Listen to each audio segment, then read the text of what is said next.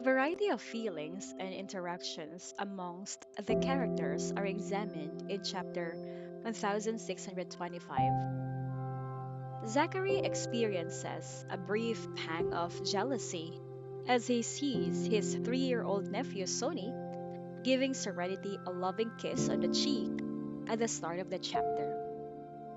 This hilarious scenario demonstrates how much Zachary loves his wife, despite the fact that the object of his resentment is a child. Sonia and Zachary had a heart to heart talk, despite the fact that Sonia may not be able to completely understand the intricacies of adult emotions. Zachary tells him in a subtle way that he shouldn't be excessively kissing Serenity on the face because he is a man. But from Sony's young viewpoint, the world of adults seems tremendously complex and challenging to comprehend.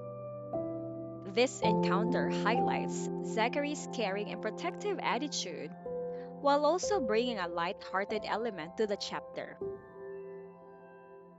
Zachary and Sonia are still talking when Serenity steps in and tells her husband to take her nephew upstairs for a bath. Zachary agrees to help him with the bath and lets him bring his toy and water cannon because he wants to be involved in the decision making.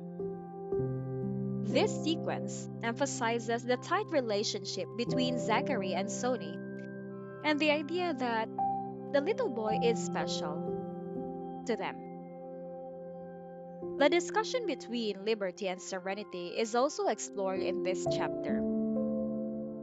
Liberty reveals that she has been invited to a meeting by Mrs. Lewis. She worries that Mrs. Lewis may make her an attractive financial offer to leave Witherspoon and distance herself from Duncan. She makes light of the cliched TV drama plots in which characters are bought off to vanish. According to Liberty, Mrs. Lewis has advised her to leave her current location, but doing so would result in severe financial losses, including the price of moving her store.